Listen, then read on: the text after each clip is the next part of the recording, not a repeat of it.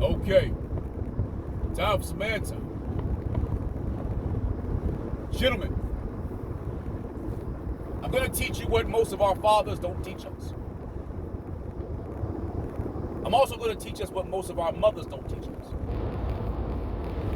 The reason most of our fathers don't teach us this is because to teach us this will more than likely show you what they are and were not. And the reason most of our mothers don't teach us this is because it'll have to show you what they are and are not. A desensitized woman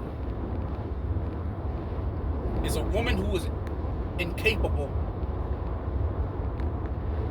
of not only love, but true adoration, because women don't love.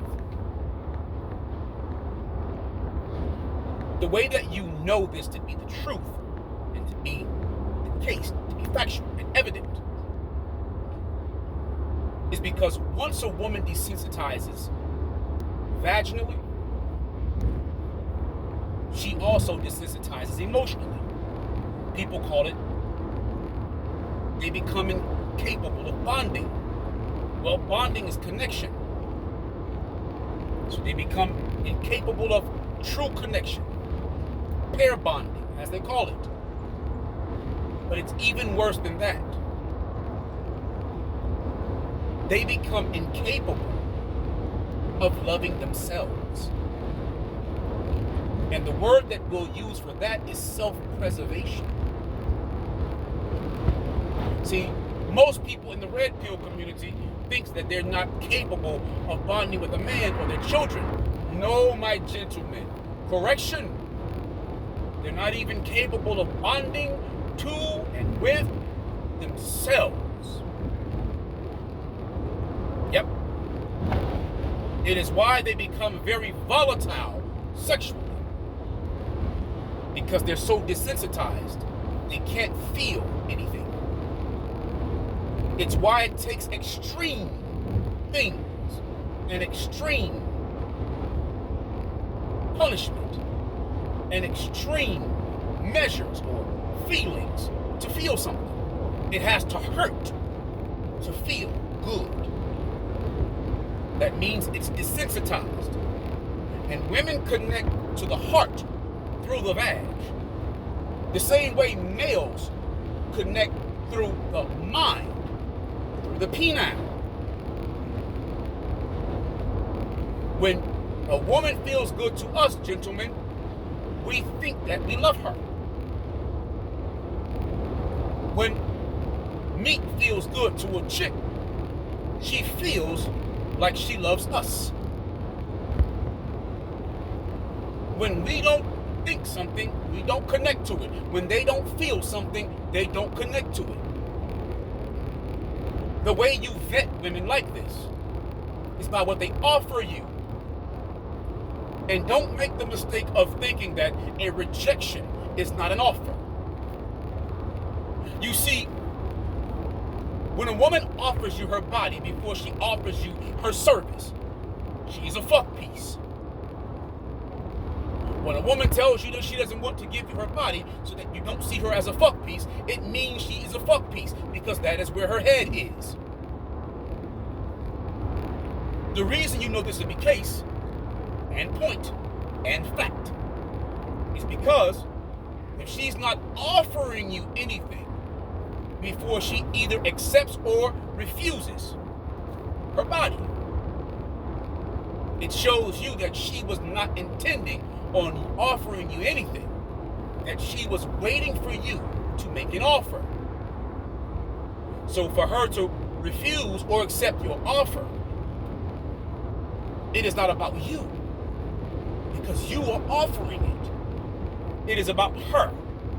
So if a chick gives you her number and she's waiting on you to call, it means she's not interested in you. She's interested in you being interested in her. If a chick's whole philosophy is you're supposed to take her out, you're supposed to invite her somewhere, it means she's not interested in you. She's interested in you being interested in her. Organic things happen organically. People offer you what their sensitivities are, what they're observant to, who and what they are. This is why you'll see chicks who love texting over talking, social media over visits. It's an avoidant type. They can avoid you. They can live double, triple, quadruple lives and don't have to worry about it. Everybody's always on the outside. I can monkey branch. I can pick and choose when I don't want to do something. None of it is about any one of you, any one of her prospects. Everything is about her. The word for that is narcissism. Narcissists or narcissism are typically female and female constructs. Female narcissists who rear sons to be narcissistic. This is how it becomes a male thing. Females who are always late to a date. Females who call you less than you call them. Females who offer you less than you offer to them.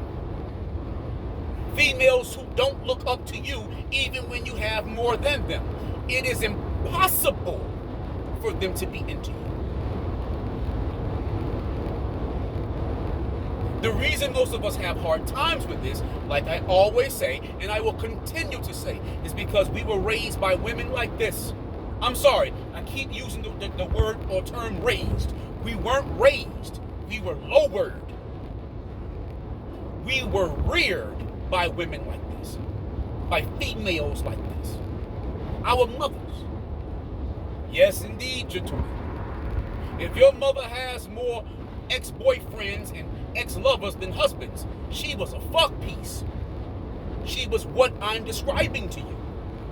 And she taught you to accept it as a child, as a son, as a boy. It's why you couldn't address it.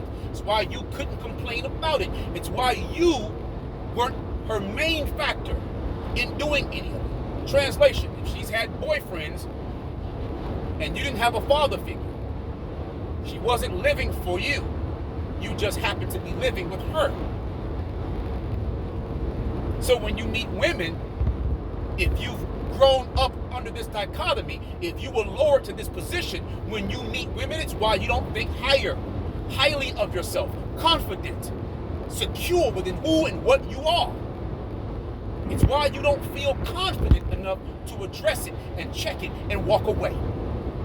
Because all of your young life, you had been lowered. I know. It's a kick in the nuts, isn't it? So I make it my mission now to show young boys just how far we have been lowered, in hopes that one day you can want to be raised, even if it means you have to raise yourself. Yeah, but what do I know? When I got up off the bottom, I too was afraid of the top. Not anymore. It looks good up here. Anywho, like, comment, share, and subscribe. I like to hear what most of us have learned from the bottom.